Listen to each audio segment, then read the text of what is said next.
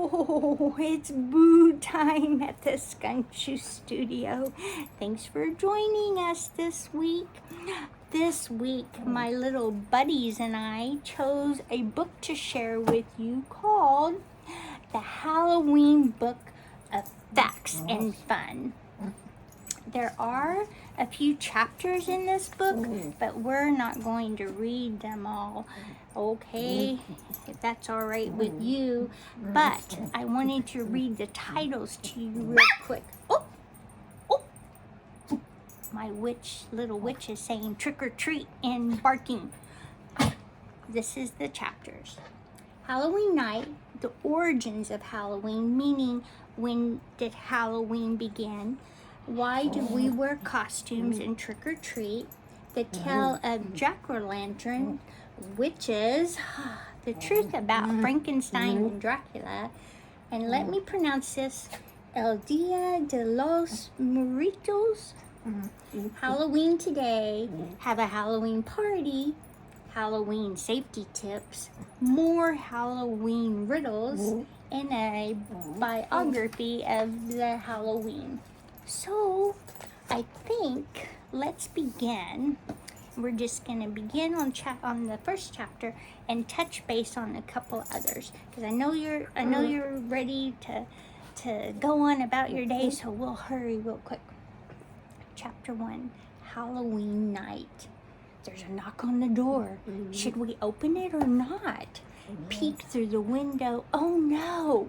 Monsters and princesses, soldiers and angels, robots and aliens are at the door shouting, trick or treat! Neighborhood families are prepared for this attack. They have supplies of wrapped candy and toys ready to hand out. Sometimes the whole family enjoys this holiday so much that they decorate their yard with Halloween symbols. Witches, yes, ghosts, spiders and spider webs, black cats and bats, skeletons and gravestones, Dracula and Frankenstein, pumpkins carved with beautiful designs or scary faces. Weird music whispers behind the bushes. Sometimes puffs of fog float around the children's feet. Perhaps even a coffin lies near the door with a vampire rising out of it. But the children aren't scared. They may scream, but they keep on walking to the next house. Most of the kids walk in groups. Younger ones are with their parents. A real quick Halloween riddle. What is an October hot dog called? Think of that while we're turning the next page. What is an October hot dog called? A Halloweenie. Okay, back to trick-or-treating. They move from house to house chanting, trick or treat. If the house has a front porch light on, then it's okay to ask for treats. If the light is off, don't bother. Everyone carries a plastic pumpkin or a bag to hold the loot. Some older children carry pillowcases, hoping to get lots of treats. Knock, knock, trick or treat. Even young children quickly learn that the magic chant, trick or treat, will make candy appear. How did this strange celebration come to be?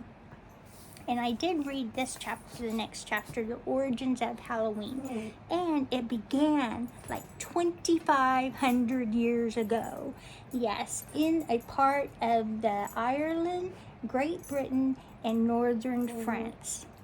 And at that time, the Celtics called the festival Samhain, which means the end of summer. It's very interesting, but we'll go on. Okay, so why do we wear costumes and trick or treat?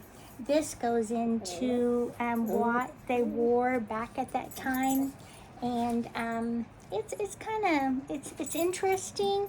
You can check this book out too at your local library. It's called The Halloween Books of Facts and Fun. But I want to share with you just a little more about Halloween, and I thought the most important thing are the safety tips. Oh, well, let's do a riddle real quick. Which monster flew a kite in a lightning storm? Which monster flew a kite in a lightning storm? Benjamin Frankenstein. Oh my. Okay, safety tips. Because what do? We do not walk by ourselves trick-or-treating, okay? Please. Okay, let's do Halloween today. The Celtic festival of Halloween became popular in America around 1850 after many Irish came to live in the United States. So when they immigrated to the United States, they brought with them the festival that had begun years ago. So let's do another one. How can you tell a baby ghost? How can you tell a baby ghost? He's wearing booties. Okay, we're gonna finish up real quick with the safety tips as soon as I can locate the safety tips for you. And what is it that we do? We don't go by ourselves, please. Okay, go with your group or your parents, and if the light is on, ask for the treats. If not, why bother? It says, okay, I need to look up where those safety tips were. I'm going to hurry. Bear with me one moment. Safety tips. So, are you ready for Halloween? I am. I've been ready. Okay, here we go. Halloween safety tips, real quick. Okay, make your costume large enough so you can wear warm clothing under it.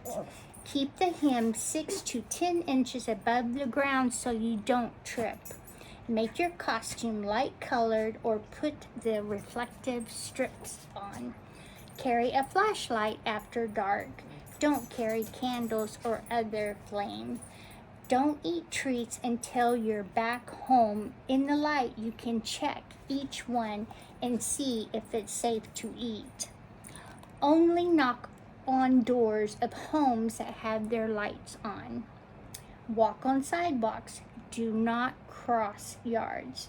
If there's no sidewalk, walk on the left facing traffic so the drivers can see you and you can see them. Tell your family where you're going. Always go in a group with an older teen or an adult. Carry a cell phone or money to make a phone call in case of emergencies. Be sure to come home at the time agreed upon. Parents tend to worry. Yes, we do. Okay, one more riddle before you go. What do mummies dance to? What do mummies dance to? Rap music. Thanks for joining me at the Skunk Juice Studio. We're getting ready for Halloween. Yes, and this was interesting book and the very good safety tips. So thank you. We hope you have a great rest of your day, rest of your evening. And say thank you. And even what do trick-or-treaters do? They sprinkle that kindness. We'll see you next time.